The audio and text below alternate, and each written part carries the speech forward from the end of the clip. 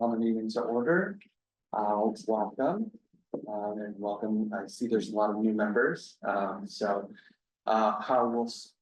Robert and I are co-chairs, so we'll be facilitating the meeting, and we'll just go through the agenda, and stop at various points. So feel free to chime in. Also, feel free to stop us and ask questions if you're not familiar with Robert's Rules of Order or something like that.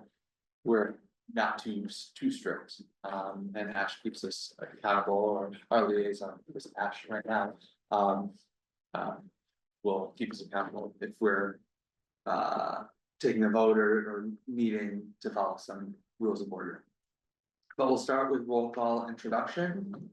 So because I don't know a majority of the people in the room, instead of me running through the list, we'll just go around the table, and you can introduce yourself.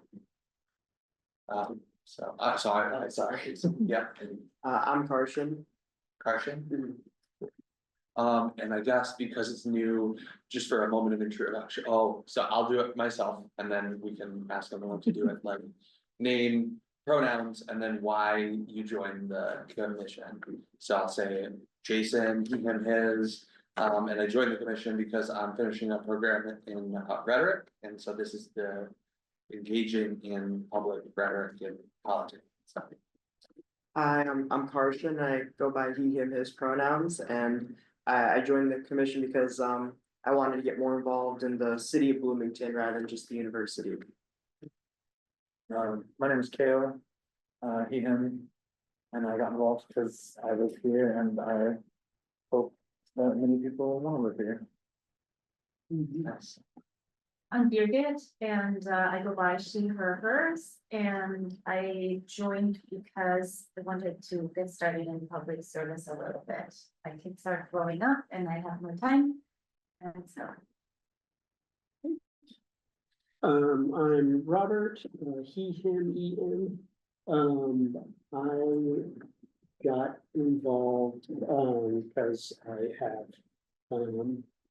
a daughter who is part of the queer community, and I live pretty close to one of the Shalom Center areas, so I can interact with a lot of folks that are experiencing homelessness there, and just wanting to kind of get involved and do my part to make Bloomington a welcoming place when I can. I'm Lisa, she, her, hers. I'm an attorney in council's office. I work with Ash, so I'm here to learn more about how the meetings operate so that I can appear at future meetings. Ash, they, them. I have been the staff liaison on the Cast Commission for the past few years. This is my last meeting, so bittersweet, since I'll be leaving the city next week. And so I've been helping you all out. I think I don't chastise you for not following Robert's Rules of Order. But if motions need to be made and records need to be made, I help you all with that. I keep track of a meeting memo during the meeting that needs to be written and posted after the meeting within a timely manner to just kind of keep a record of what happened, that kind of thing. So the council staff, it's in the Bloomington Municipal Code for this commission, but the council staff is responsible for providing support at your monthly meetings. So we work for the Bloomington City Council. And there are folks on. Sharon. Oh, you're still muted. All right, I'm Sharon. I've lived in Bloomington many years, and I do a lot of volunteer work, and I felt like the CAPS Commission has touches on a lot of different areas in Bloomington. It really interested me. We also welcome Jennifer Crossley, who will be hearing from later. Thank you. All right, And so now we can move to item 2, the approval of the agenda and approval of the minutes. So. Are there any items on the agenda that you would like to change, that anyone would like to change right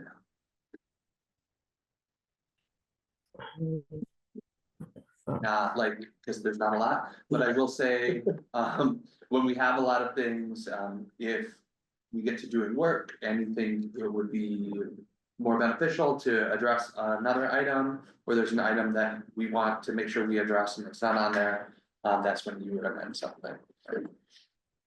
Alright, and so we'll move to reports, so co-chairs, Robert, do you have anything to say?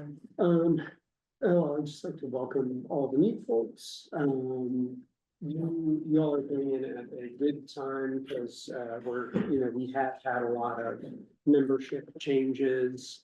And so one of the things that we're hoping to do with the old business, as you can see, it's only old business, is we're trying to get kind of refocused on kind of the mission and kind of getting everyone kind of on the same page of where the commission is going. And so hopefully we'll get the old business, and my hope is that Jennifer is willing to start with that when we get to it.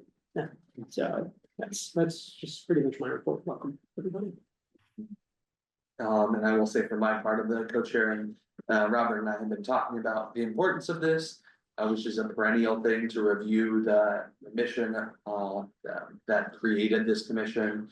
And I was talking to my partner who dropped me off here about how this is one of my favorite types of meetings, right? Because it's like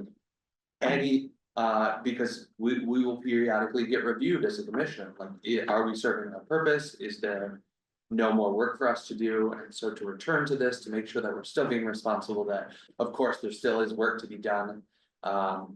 This makes me feel nerdy, but then also like what we're doing is not just fun, but it's meaningful to the city. So that's all I have to say. Then we'll open it up to individual members. Do any individual members have reports? And that includes you guys if you want to say that.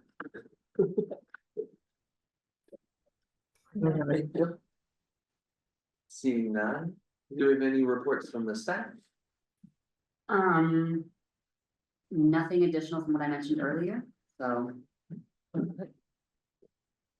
Do we have any? People, members of the public, that's See.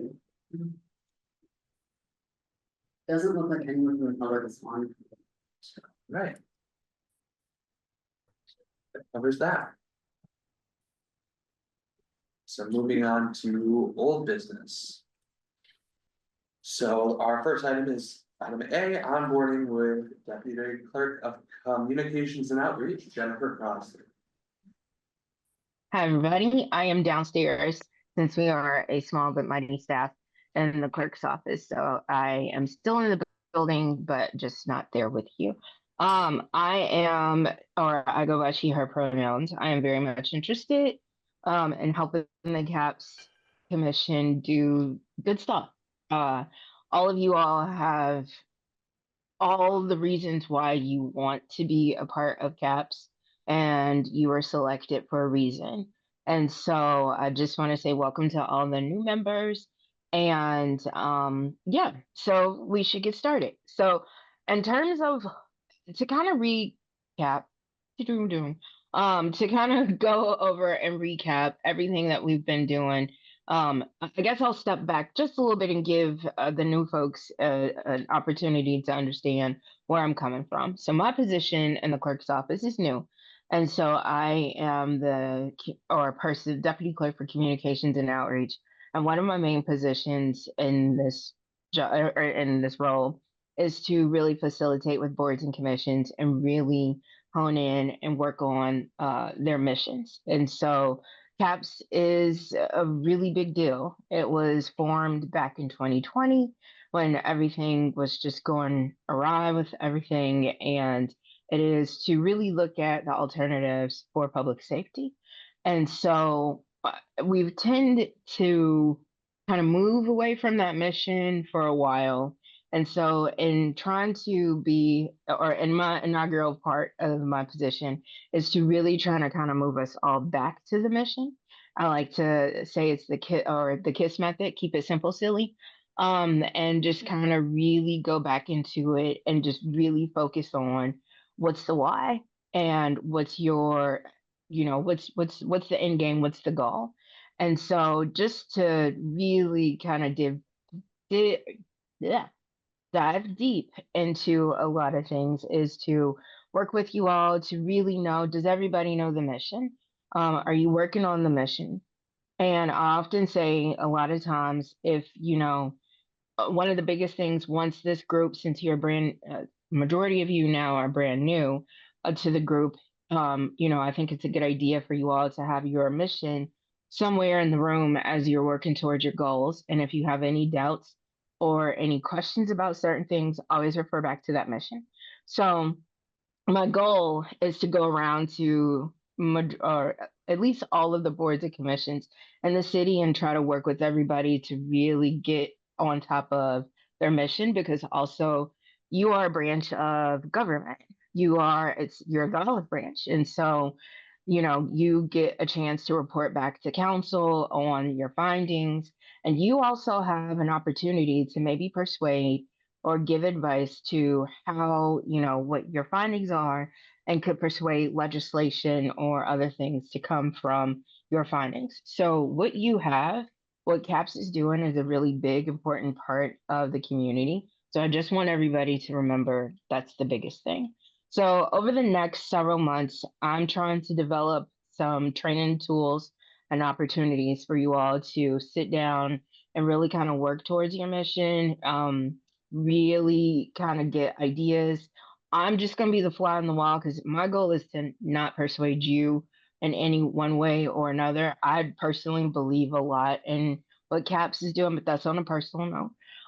But my work relationship is to really try to get you all focused. And so I'm just looking forward to that. And I'm always available if anybody has any questions, comments, or concerns. I know I've met with some of the commissioners ahead of time and a little bit and really try to, figure out a little bit of what CAP should be doing. I really think the way, even just this meeting alone and how we got through reports and how we are where we need to be right now, we're already doing a great job. So I just, again, hopefully we'll be in the room with you next time and we'll just kind of get into the meat and potatoes of how you can work in your mission and how you can be a really effective commission that really does some really good work. And that's it.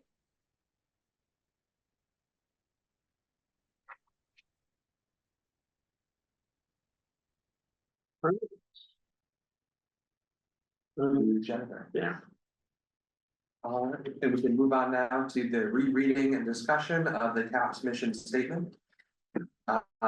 So we were established by ordinance 2020, section 3. In section 2.12.120 of the Bloomington Municipal Code.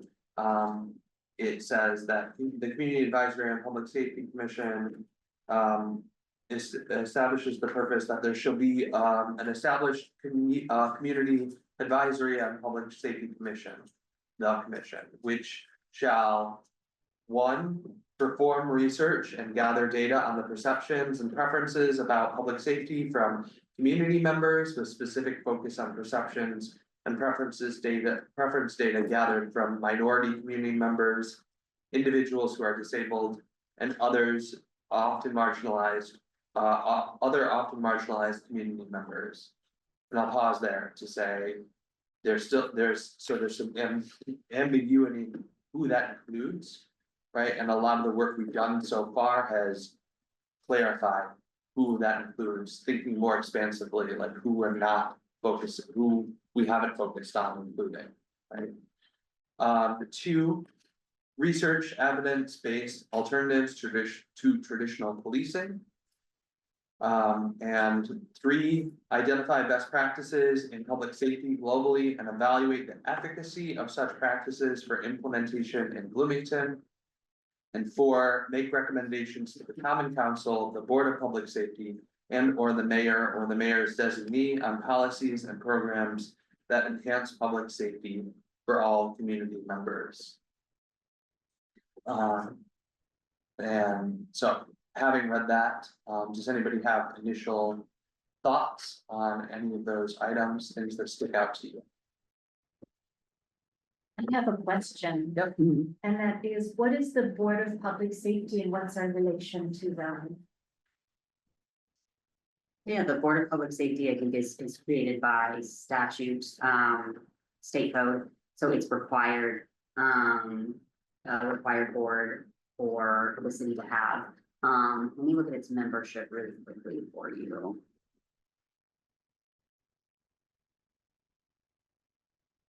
They oversee the police and fire departments. Let's see. Their statutory authority is, yep, Title 36.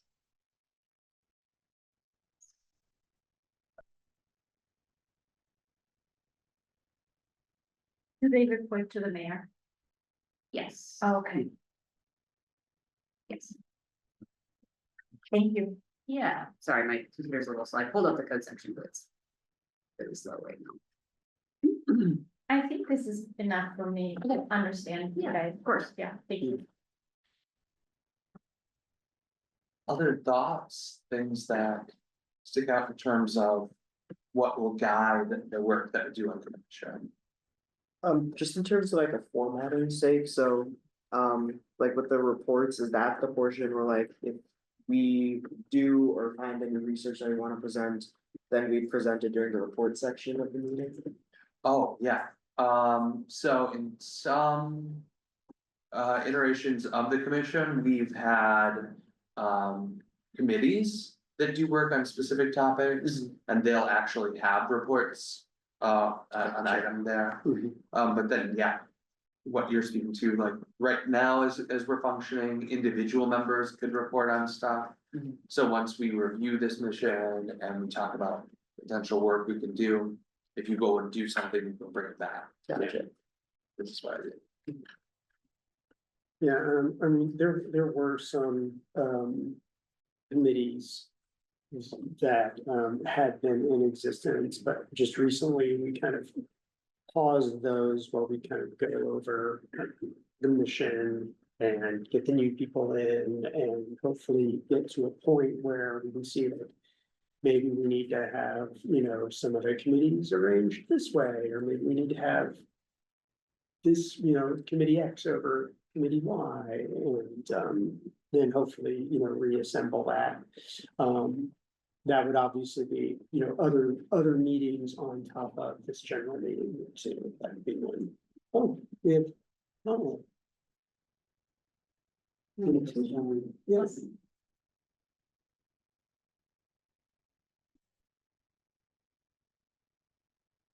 May I ask another question? Yep. So I read this report that was created by, like, a prior iteration of this group, and I might be jumping ahead of this, I apologize, but I kind of put things together. Are we working, like, are we working with that report and just doing, like, more of that? Or are we starting from scratch, or where are we with that? Like, is that something that has been reviewed by the city council? That's actually a great question, and anticipating a suggestion we can make. So Robert and I have talked with current council members. And that was in the former mayoral administration, that was something that we were working on. Trying to communicate with the city council to see what ways our work could inform the work they do, because you'll see that in number 4, it's make recommendations to them, right? And so, like, Yeah. we're tasked with doing the research that shows things that we could recommend in improvement. So that provide certain evidence where we can have those conversations, like this is how something that maybe is already going on, how this can inform doing that. A couple members of the council met. I think at the beginning of the year, so I think Cammy was one of them. And to talk about how we might pick that back up, and some of the current city council members have talked about being interested in doing that work. So, without trying to reinvent the wheel, that is already produced, we can try and pull from that to see how that can be revived and implemented in this current cycle. Okay, thank you.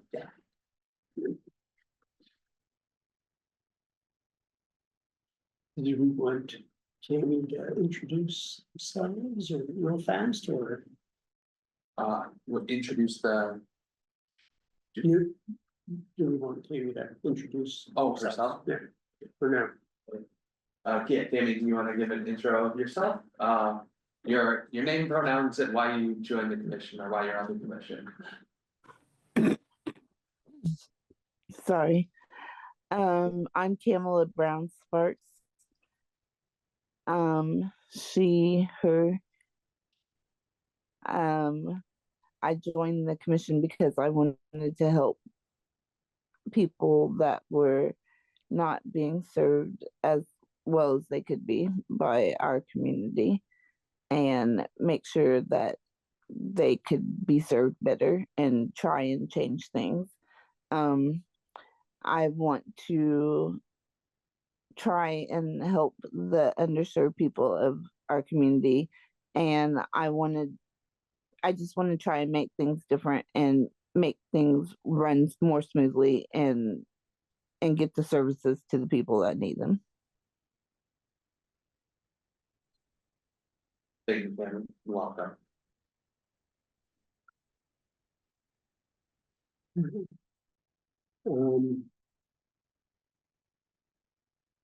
So I guess there's no other things about the ordinance section, which, if you do the digital version of the agenda, there'll be links to the ordinance as well as what the next section here is, like, we thought we kind of talked about the memorandum from the first CAPS meeting, which also talks a little bit about the mission. So I guess I can start reading that. So, that part of that memorandum is part of the hard work of this group will be to closely examine various ways to approach public safety and figure out what approaches might work best for our community. Starting out, there are no foregone conclusions about what is best. The goal of the group is to increase the safety of all Bloomington community members, especially those often marginalized due to race, disability, gender, sexual identity, or sexual orientation, through data-driven research about improving public safety by means other than traditional policing. So that's kind of a big focal point is, keeping data in mind, but with means other than, policing, calling. It seems like a lot of folks feel like that's the only avenue for them, is to get the police involved. And sometimes they have other things that they could and should be doing. So that's, one of the big parts of this group, is with the hopes of being aware of a lot of the encumbrances involved with people interacting with the police, as far as either helping them feel safe or them, using resources to help them feel safe.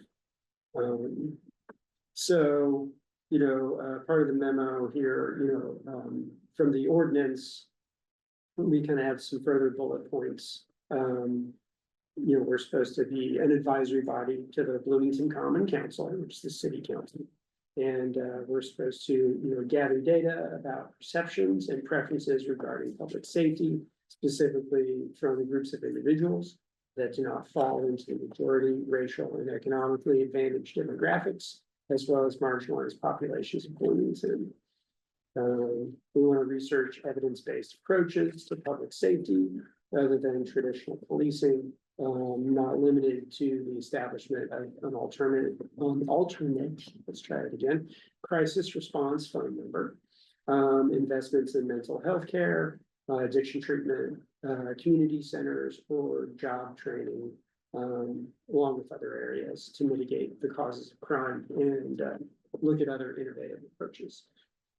We'd like to explore best practices in socially and racially just public safety measures in cities across the US and worldwide, and see which of those ideas may best be implemented in Bloomington.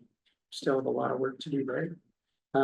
We'd like to make recommendations to the Bloomington Common Council and the mayor's administration on policies and programs that enhance public safety for all community members. Hoping we can promote a broader view of public safety through education and outreach programs, which is something that we've kind of dabbled in a little bit. And finally, to provide an annual report of its activities to the Common Council, mayor, and the public. And I think that's that bottom point, I think, is something that we need to kind of catch up with on that. I think that is my understanding. So, so that was a lot of words. Does anybody have any input or questions about that part? To your point, this spells out more the base, the details of what we've done, right? So in the research that we've done, the informational research was exploring those best practices. But in that first part, looking at alternatives to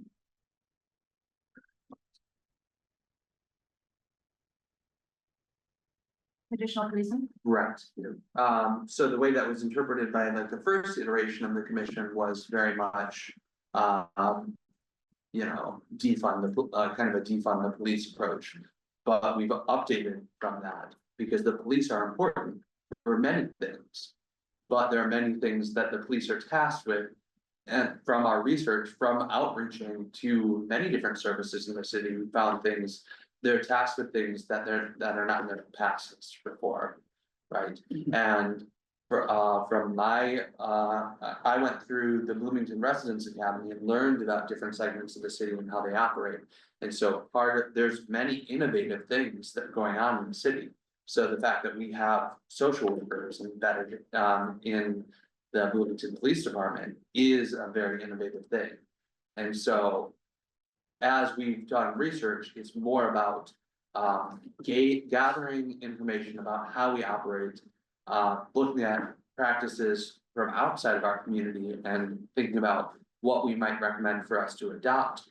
And one of the things we made at the end of that big recommendation report was for a study to be done to look at the feasibility of what we've researched as potential innovations to our functions, right? Because we're not experts, we're all citizens that have joined this commission. So, but to make sure that our research isn't just in a silo, we've kind of been exploring that, and that's why we make those recommendations and have the meetings with council members and other commissions and a variety of stakeholders throughout the city.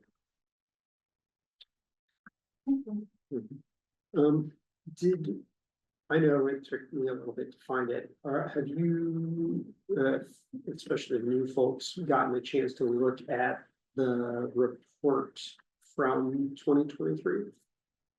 Yeah. It's big and it's 118 pages. Yeah, I didn't read it in detail. But Right, yeah.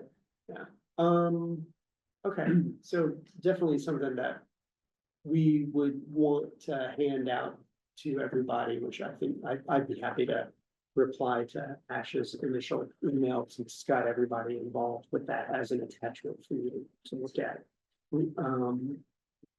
For the next time, but, it's my interpretation as one of the newer people, like, our goal now is to really kind of track back to this report and kind of look at it and, either further enhance parts of that report or look at different action items from that, because I know I'm still absorbing some of it myself, I don't know.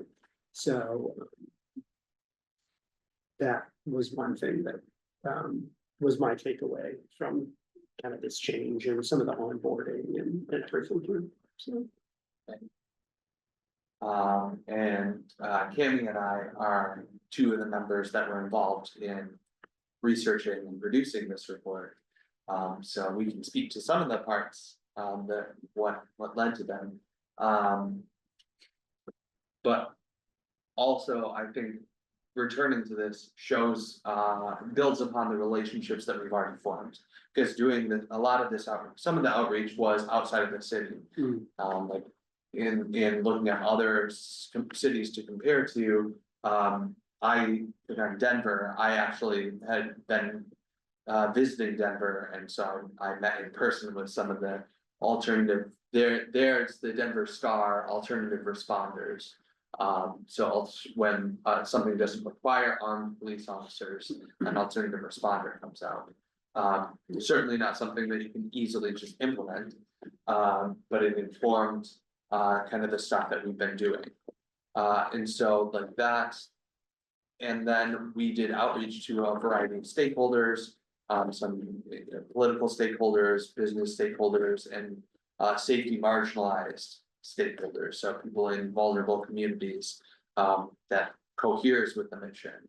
And that's something that in the older iteration, when this came out, we talked about continuing that outreach. So doing outreach with like recovery centers and places that serve people experiencing homelessness, to directly become involved with segments of the city. So that's something that we could potentially do, but anything that fits within that.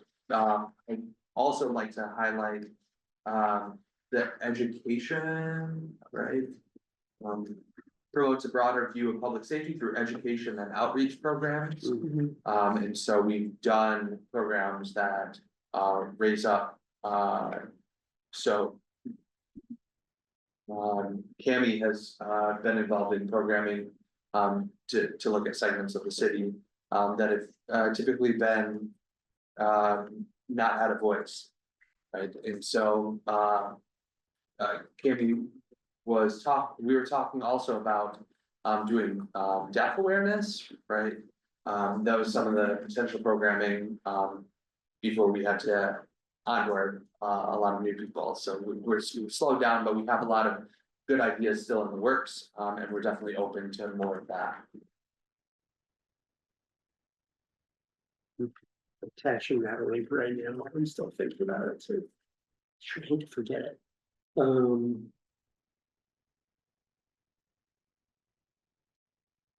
Yes.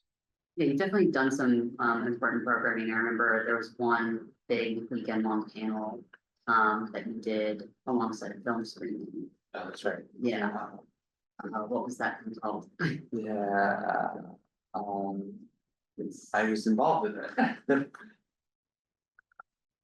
I feel bad that it was about a year ago, Yeah. early 2024. Yeah, and you had a panel, speakers come out. So it was one of your educational events. I know Tammy hosted another educational event. Matthew Solomon came and showed his movie, and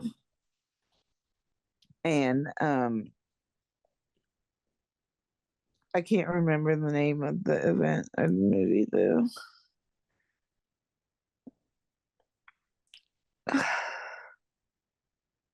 Was impressed with the report. It seemed very thorough.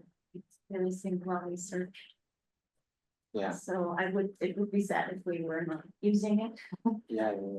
Reimagining safety. Reimagine. Yeah, reimagining safety. That's it.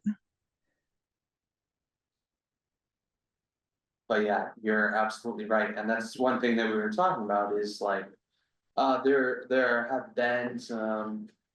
And from my perception, part of it is that we haven't, continued the communications, right? But the city council has done some things, that we see our report could have informed. But as they said, there's a lot of reports constantly being produced. So if we're not lifting things up, we're not bringing them to council, then we're not being proactive about that. So we'd like to try and talk about how. Now that, as you said, now that we produced that, how can we also follow our charge and be in communication with the city council and with the mayor? And Robert, since you talked about that last part, also in there is the annual report of the activities. So I've been on the committee or commission for 3 years, and I've been part of that annual report all 3 years. Just because public speaking is in my wheelhouse. But in terms of that has looked different every year that we've reported. The first year it was on a variety of work that we did, we just covered the range of that. The second year that I was giving the report, it was giving that report, reporting on the report, and all the things that went through that. And this last year, we just kind of talked about what we've done in the past year, some of those events, the reimagining safety event, and then looking forward. And so that annual report is a chance for us to reevaluate how we've been fulfilling the mission and also think about what we need to do more of. Great, thank you for Mhm. explaining. Yeah. So I just resent everybody, the 2023 report. Our main publicly facing CAPS page, which is a horrible URL, but there you go. That'll have access to, further agendas and other attachments. I even posted the CAPS publicly available Google Calendar. So that way, we will probably be invited directly to other meeting events, but that is publicly available due to, I'm assuming Indiana's open door law policy to have those publicly posted. But you can refer to those. I think for me, as a relatively new person still, is I know that I feel a little bit unclear of how all of the processes kind of fit together in one, either a better understanding or even a new understanding for those of us that are new, like, so when we were having the committees, like basically how does something that we do at our level, where we're more an advisory, where we don't actually commit to policy, or we don't, how do we get from a kernel of an idea to, either from the committee to the general, commission, to reporting to the mayor and the city, the general council, to then possibly having it implemented in policy, which they would have to do. So I don't know if we could have some kind of more discussion or review of that, and how that tends to work for us. I know for me, it was definitely a deer in the headlights, which is why, I was hoping to get us to this point. And I was kind of reassess that. I don't know if anybody wants to speak to that a little bit, or. So we could talk about that a couple ways. So the report, was, a large project. the different segments of that report, we created a special commission or a special committee for that report. And so that was to share the big burden of that. But in terms of the specific committees, we've had things like, the housing committee who did work on, informing kind of gaps in the way that housing was operating or making recommendations that can improve housing advocacy for how different segments of the city are operating. And as that, so one example, there's a program at IU called the Student Agile Response Team, the START program. So they put out a call for a specific need of a community partner, so we would be the community partner. And what we called for was some sort of report to make recommendations for how housing policy or how housing operations could be improved. And what they found was 3 students who were in the Kelly School of Business. And I think at least 2 of them were real estate students, and they did a comparative market analysis of a similar college town. And things that they did to improve the availability of affordable housing. And you'll hear that in public discourse, that there's calls for more affordable housing. And so they suggested better ways that could be implemented, that Bloomington was not implementing that. And then we turned that over and reported that to the city council. So the commission was housing, the specific project was accessing a program at IU. And then our follow-up with that was to present it to the city council. And so we're not saying that we're advocating for any policy change, for any direct actions, but it's turning over that research. So hopefully that gives a little bit of just an example of something we could do and how that was accomplished. So I think I would like to kind of push on it a little bit in that this particular thing, I know something that we had discussed in past meetings was as far as keeping with the mission, how this works with alternatives to traditional policing. So how do we feel like that action accomplished that part of the mission? Because that's kind of the keystone from my interpretation of the mission. And so I'm wondering how working with that housing aspect applied with that. So it would be more in response to number 1, right? So the end of number 1 looks at perceptions about public safety from community members with specific focus on perceptions and preferences. Data gathered from minority community members, individuals who are disabled, other often marginalized community members. And so our research showed that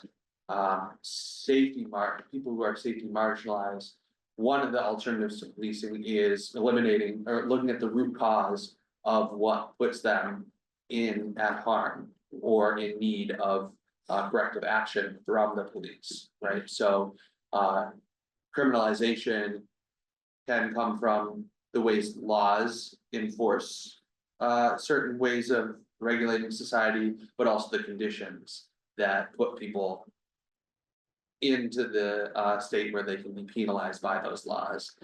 So I would advocate, and I would welcome disagreement that improving people's base forms of living is kind of an alternative to the policing.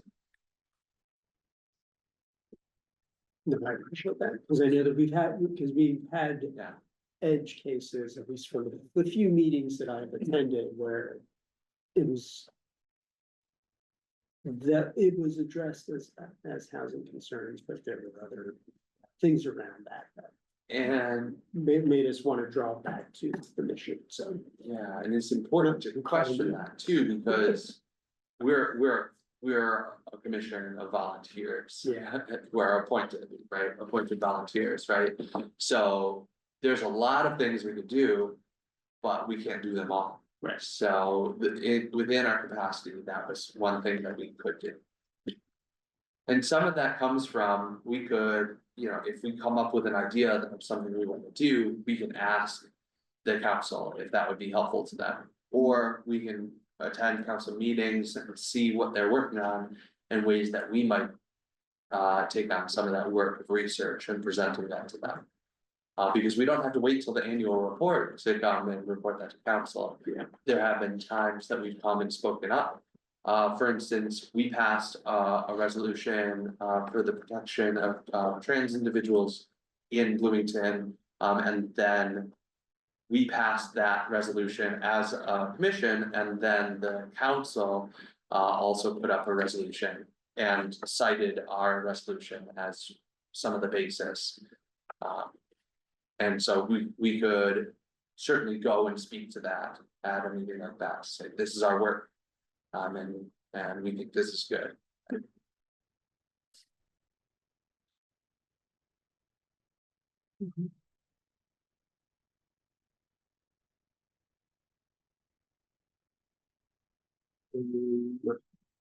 think we've kind of done, I would say from the staff liaison perspective too, if I may. please. Yeah, it's a lot of what you all do is what you make of it. In terms of what you want to work on, as long as I think, you know, staying within the frame of public safety broadly, and not necessarily deviating too far. Because I think the farther we deviate from it, especially in the wake of having this report already been created, the more questions are asked in terms of, well, what are you really doing? If you get spread in too many different directions, it's kind of hard to kind of regroup and say, okay, so what are we doing? So I think, you know, a lot of what you do is what you make of it. From my experience, you know, we've worked on a lot of different initiatives and asked for help from, you know, council staff and a variety of things. You know, thinking about that resolution, I remember helping you all draft it, and the reason why the council cited it was because I thought that I got it. And I was like, aha, we're working on the same, because I mean, I work in the council office, so I was working on that resolution for you all and for the council. So I was like trying to do both. And so I was like, you all are doing the same thing. Hooray. But yes, so I think a lot of it is what you want to work on, what ideas you have, what you want to bring to the table, and then getting that accomplished. I think you don't necessarily have to have committees to get things done, as long as you follow the open door rules, which means, you know, you're not gonna have, you know, regular groups meeting while you're making critical decisions outside of a meeting, and then just come to a meeting and say, oh, right, we did this 3 days ago outside of the public eye. That's probably not gonna fly. But if you're, you know, in coffee shops and you run into someone and say, hey, oh, I'm working on this thing, do you wanna see? Yeah, that's fine. So you're, you know, allowed to work on things outside of meetings, get things done. If you wanna take something on your own initiative or work in a group of, you know, a couple of people. So it really is all on what you want to make it. If you take a look at your report and you see things that, you know, areas where you wanted to fill in the gaps or find, you know, things to further up on, you know, I think that's something you all could do. So, but it's kind of your oyster in terms of what you want to do, what work you want to do, and of course, it's up to the, also, if you need help, but it's up to the capacity of council staff as well, because we provide administrative support. You know, I don't know to what extent, since I'm leaving, I think we're gonna be very, very short staffed. I don't know to what extent we could provide, like, you know, extra help in writing a bunch of different things, but if you know, come to the table and say, hey, I wrote something, would you, you know, help with that? That's what I would usually do, is help with that kind of thing. So hopefully that also helps understand kind of the council staff role and the staff liaison role, because it's a little different from other commissions. So. Thanks for that clarification.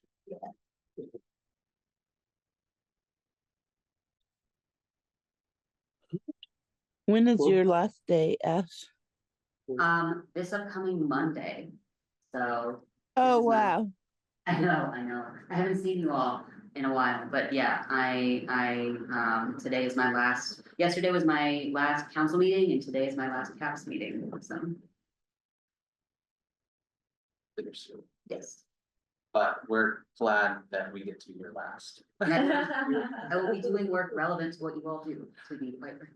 So you will, I will be in town, I will be around, so. We won't. Yeah, if you have questions for me, I don't know what I can answer, but. Maybe I have a question in terms of affecting change. Mhm. I could imagine, especially now, that when we make a suggestion that the council or the mayor is gonna say we don't have the money for that.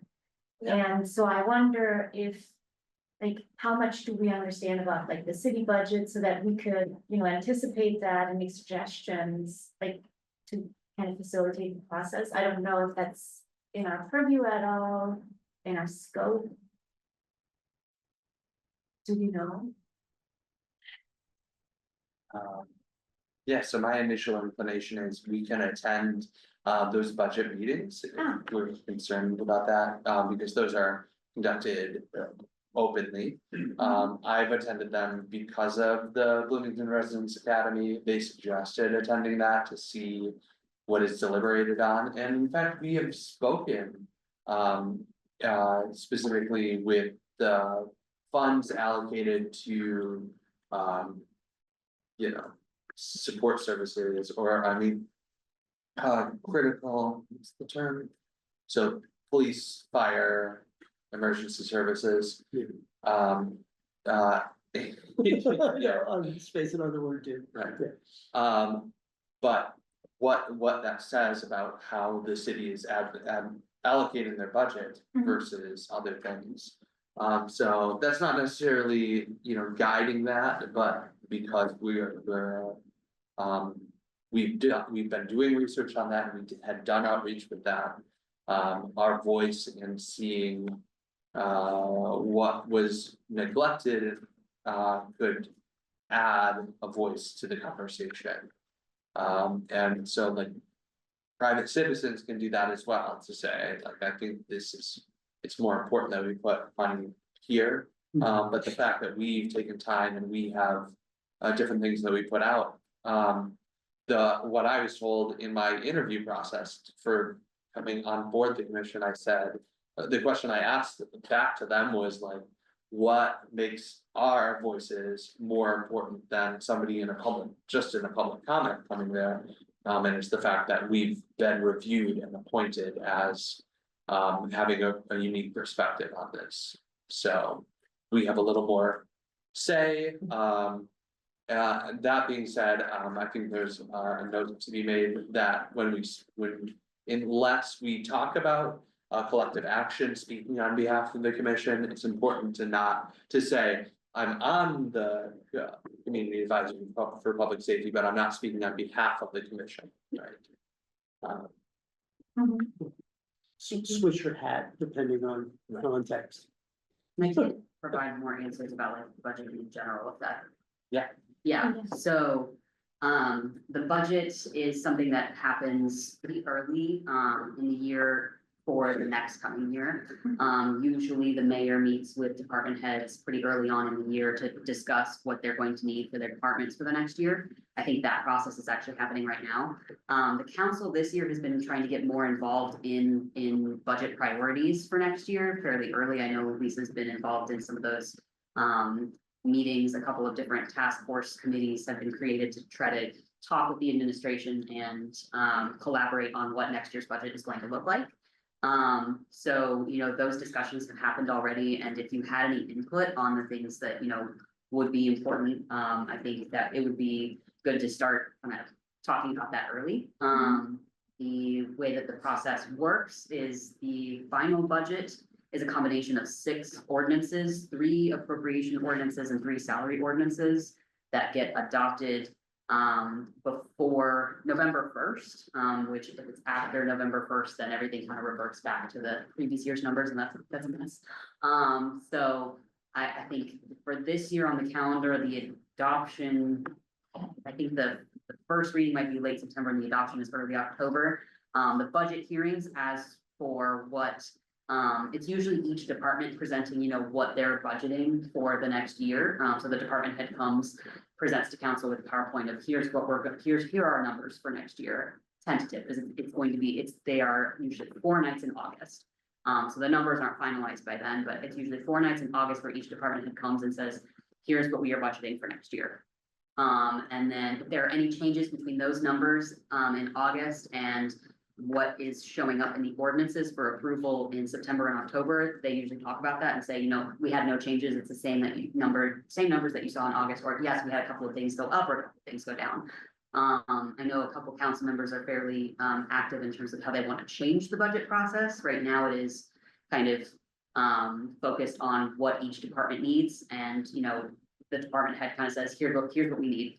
And a couple of council members, specifically Councilmember Asari, is really interested in focusing on an outcome-based budgeting model, which is a very different model. I think the administration is on board with that. I think it's just taking time to kind of figure out what that's going to mean.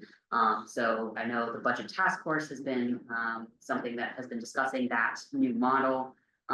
So, you know, budget conversations are definitely happening right now. And if folks had ideas about, you know, here are some things that we would want to see in future budgets, it's a good time to bring it up. The only other thing I can think about is there actually is a line in the council office budget for the CAPS Commission. I can't remember off the top of my head how much it is, 2,000 something. There's a line item for books. Yep. That's about $500. Yep. If that stays this next year, I don't know. I mean, the following year, there is some money available.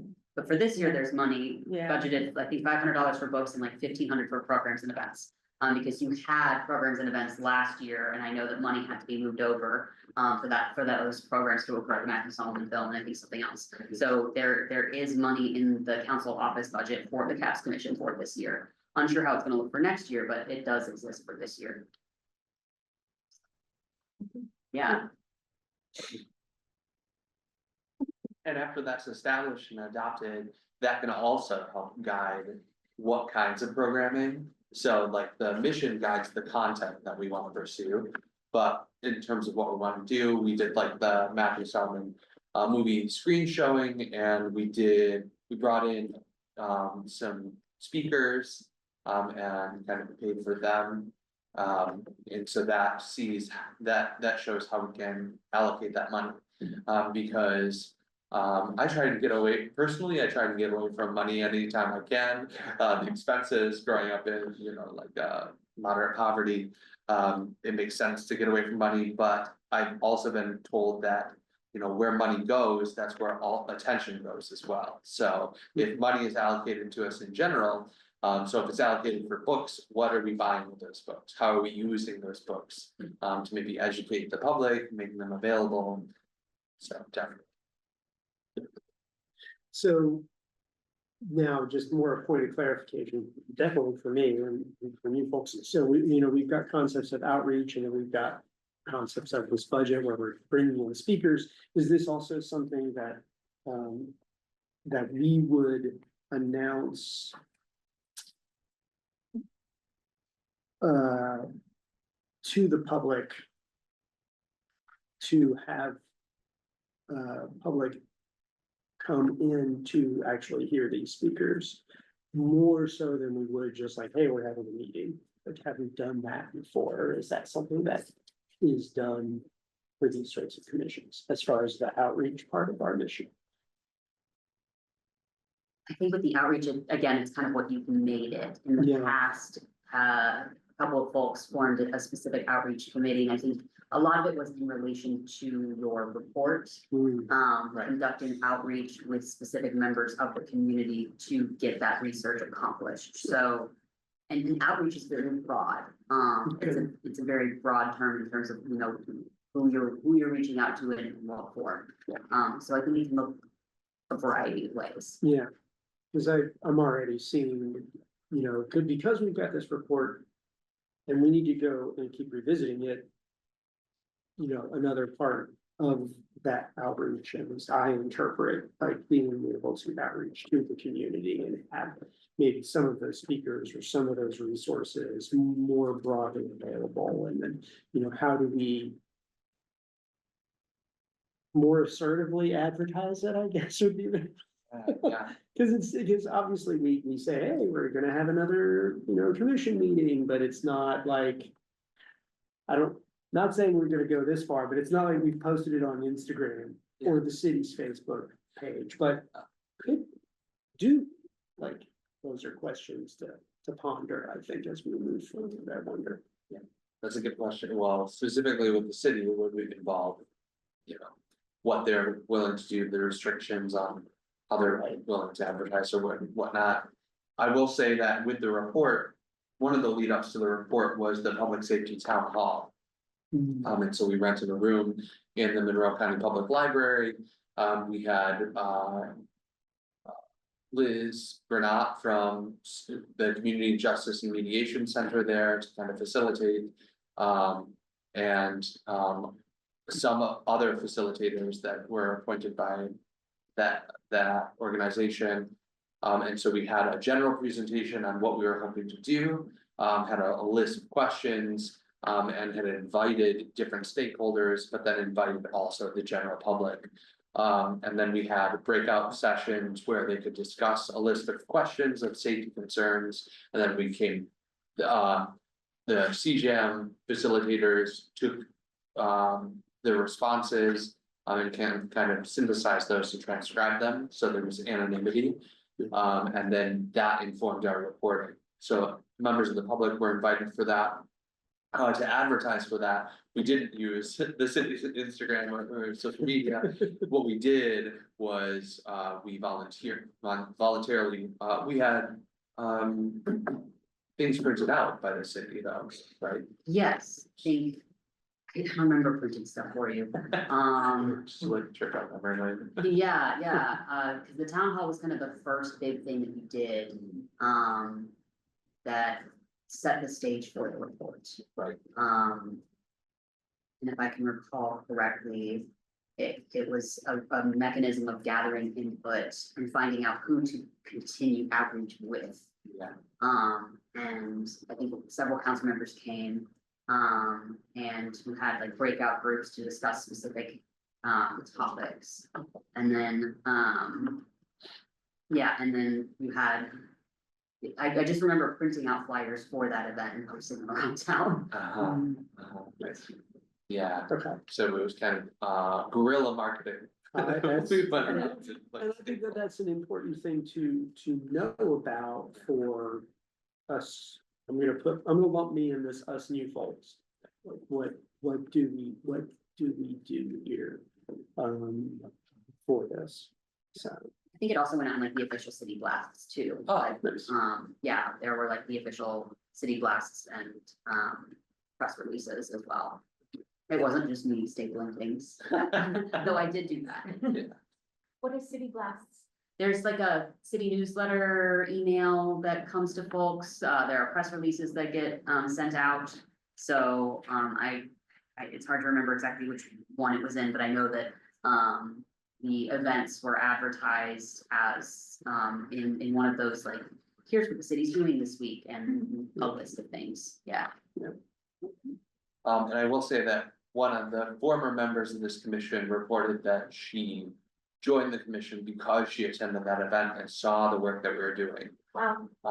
So if we're thinking about trying to inform people of what this commission actually does, and then recruiting people to join, that's one of the functions of that, not the primary function of events like that, but certainly good. I also have a current neighbor who attended that and other events, and has reported that the work we do doesn't just gather information to inform it, it creates those spaces where citizens can talk to each other, which I think is part of the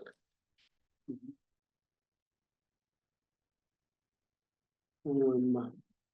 So being aware of everybody's time and seeing that we don't have any new business, I move that we jump to topic suggestions for future agendas. Big check there.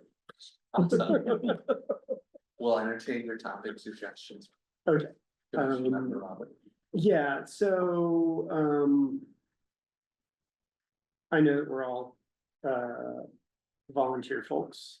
But I I wonder about us having a nice little homework assignment for the next meeting. And that would be to give, a decent read over the report on 2023, so that we can all be familiar with that report, because we're gonna be revisiting it often. And maybe agenda item would be to try to overview it and maybe do any deep dives or answer any questions that people in the commission may have about it, if they need clarity or anything like that. That would be my suggestion. Yes, I think it's a good idea. And you made it easy for us. Yeah, and I also sent another kind of tongue-in-cheek, but applicable attachment, that kind of, gave an interesting overview of Robert's Rules of Order that I found kind of entertaining. So maybe just read that a little bit on your own time, but, so not an official topic suggestion, but yeah. So that's my suggestion, basically going over the report with the hopes that all of us have time to read it by the next meeting. It's pretty good. What do other people think of that? Do you have any concerns? Does that sound intriguing? It's fine. Yeah. I think it's a good basis to have, especially for, one of the things they highlighted was to provide an annual report, so even if it's not making a new one for this year, like just to at least know where you can build off of. And I would say half of that report is appendices, right? I feel like it is, and that is reporting and anonymizing some of the stakeholders and their responses, the explicit words of their responses. Yeah. So don't feel the need to go through that, like Yeah. totally. Yeah, out of 118 pages, the recommendations ends at 43 or 44. So It's not as long as it looks. yeah. In terms of the main content. I'll also say that on the website, the Alternative Public Safety Reports FAQ was a document addressing some of the main pushback or some of the lack of clarification that we were getting from members of the public after we released it. And that's only 8 pages, but that Would you be able to reply all to the thread that I started with that attachment, so we'd all have it with you? sure. I appreciate that. Thank you. And now, does anybody have any other topic suggestions? I did have one thing that I wanted to add. I totally forgot. One thing that I wanted to add, since there was a discussion of social media and all of the other different things and how the city wants to do that, I do believe that Office of the Mayor is kind of working with legal to kind of figure all of those things out, and I will be involved in that. I know I'll be talking to the deputy mayor the week after next. I've also been working on a code of conduct policy so that we can give out to all the boards or board members and commissioners as well. So I just wanted to let y'all know that social media has been a big topic of things, especially because of today's political climate and people speaking on behalf of commissions and really not supposed to do that, especially when you're not having the permission of said board or commission to do so. The city is really trying to look into that. So more updates will probably come here soon. I would say within the next month as we work towards hammering those things out. So just be on the lookout for that. You were gonna say something. Also, I said with the new topic suggestions, I guess reading it and having some dissent and or agreement maybe will inform some more topic Yeah, suggestions. yeah. Your first day, you've already got homework. Sorry. My one question I have, from a comment that was made earlier would be, maybe in form of the topic discussion as well, would be. You mentioned that the board pivoted from defund to not defund at a point, and that felt like there was a lot there in that statement. Yeah. And yet I guess I wanna know. Why and what that was, like, was that a full group decision, or was it like a fall apart decision, or was it? Yeah, Yeah. That was just before I joined. I think Cammy was still on the commission then. But from my understanding, talking with council members as well as former members of the commission. Is that kind of strong armed approach was not as palatable to the council, because we're tasked with looking at alternative public safety, and that was kind of pointed. So in the same way we would be completely for anybody, to be completely against them was also not looking at the broader scope. So I don't know who made that decision. I don't think it was an explicit decision, but talking to council members. Some were initially skeptical that we were positive. Versus just being kind of a wrinkle in the operations of the city. That's not too vague. Yeah, I mean, I'm only vaguely familiar with that decision, maybe probably even at your level. I think I would interpret it kind of similar in that you focusing on the alternatives to traditional policing would then support the infrastructure for maybe the possibility of now, how does this funding in a future state? How can that be used when maybe now the police maybe don't have to do this particular task or this particular task, and like, how can we then draw down at that point? That would be my interpretation of like, if we build that more positive infrastructure from there, then how? And if that works afterwards, maybe. Don't quote me. I wasn't there. It was also before my time too, so. Yeah. So it's good to actually revisit some of that stuff too, just because we have had a lot of rotation, and so it's kind of good to revisit as well. This decision should be looked at again. The commission is still fairly new. I mean, it was created in 2020. It first met in 2020, May of 2021. And a lot of members have kind of cycled through, just due to the nature of the fact that it's a volunteer-based commission. And a lot of the priority is to have people who have lived experience on the commission, which sometimes can make it difficult for folks to be able to continuously serve.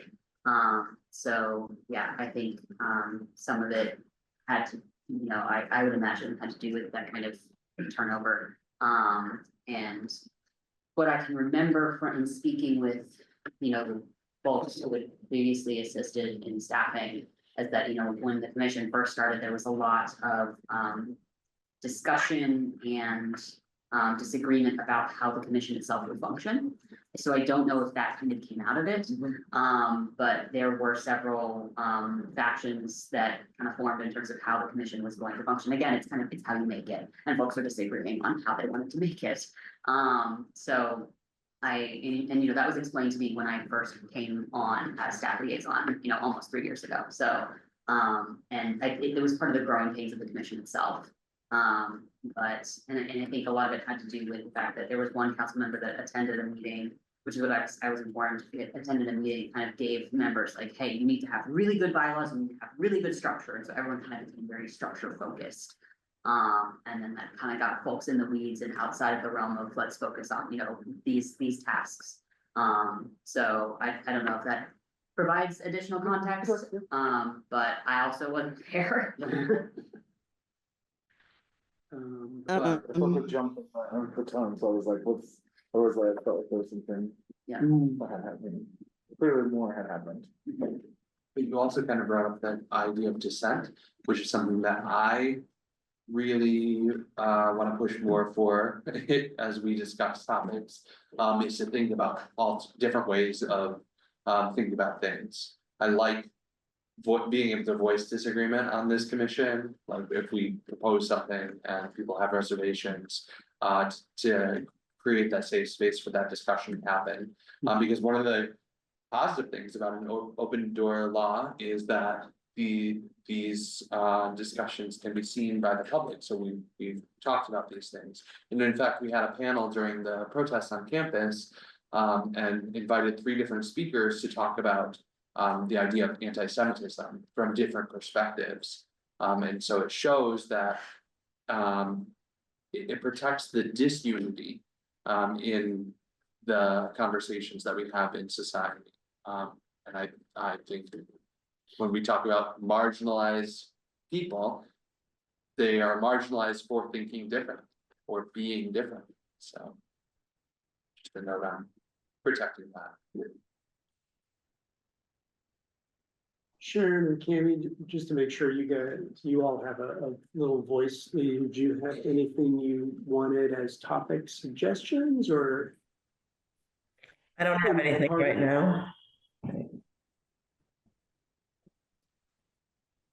I don't have anything right now. Well, for me, being again conscious of everybody's time, then I would move to adjourn if nobody else has any parting thoughts. Leave that. Your turn. We're adjourned.